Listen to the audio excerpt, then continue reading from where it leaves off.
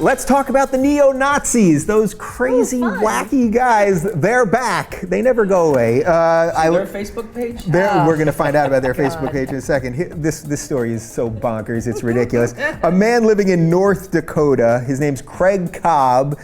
He lives in the town of Leith, which is a huge town. It has 19 people. He wants it to become an all-white town, a neo-Nazi town where they'll be free to do all their neo-Nazi box social fun things.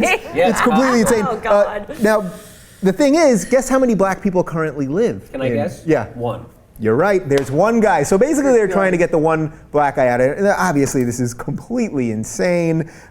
He wants anyone who lives on his property, so on this town, that they'd be required to fly a racial banner 24 hours a day, such as a Nazi flag. They'd also be required to try to import more responsibly radical, hardcore white nationalism.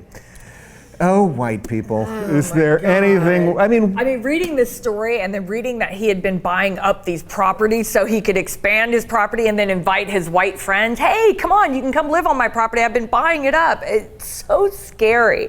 I mean, I'm surprised that the one black guy that lives in that town actually made a comment at the end of that story. And it's like, well, hopefully he's just not going to hurt anybody. You know, and I'm not thinking, man, he's got balls to say. I mean, I wouldn't want to leave either. That's my town. It's not, you're trying to create something else. I was here first. This is where I live. The black guy's going to be the only cool guy in town. Can you imagine a town of just white people? Ugh. Sounds horrible. Yes, I can imagine it. You can. It would be pretty boring. I can imagine it. Yeah. Most cities are, anyway, but. Worst dance clubs ever. This guy, by the way, is such an asshole. He got kicked out of Canada basically for being an asshole. Yeah. Right. That's really well, didn't he go to Europe first and then he got sent back got kicked out of Europe. Right. So he goes to Canada. Tough. Canada goes, you're too big of an asshole to live here. So then he goes to North Dakota where there's no one lives there. Right. Yeah. So now my Norwegian family, when they kind of migrated over to the United States, took over the Dakotas because they're like, great, it's like Norway and nobody wants it. I'm half Norwegian. I know. Tweeden. I did not know. Yeah. Are you kidding me? No, but all my family, we still have probably a lot of Tweedens up in the Dakotas, but it's funny that they took over that land because it's cold and rocky and nobody wants to live there, and they're like, we'll take it, we'll be private. What's the other half? Filipino. Oh. In Spanish, yeah. Well, they're not. They don't want any Filipino there either, I assure you. Right, it was all the white Norwegians. Yeah, but playing devil's advocate here for just a second, should we just allow this to be? Because you know what? If this crazy white supremacist wants all his white supremacist buddies to go live with him over there, maybe we should just. There's really nothing breaking the law, I guess. Zippity bam doodah. Get out of our lives. He was able to buy a house for $5,000 in this city. Yeah. And all I can think of is once this guy moves in, values are going down. Exactly. He's not even going to be able to sell it for anywhere near that price. Yeah. Right. He doesn't want any gay people living there, but doesn't he know that when gay people move next door to you, gentrification, the whole place. The price is going to go up. Yeah. Yeah. But really, should we just should we not even talk about this? Because let them, if they want to separate themselves. Right.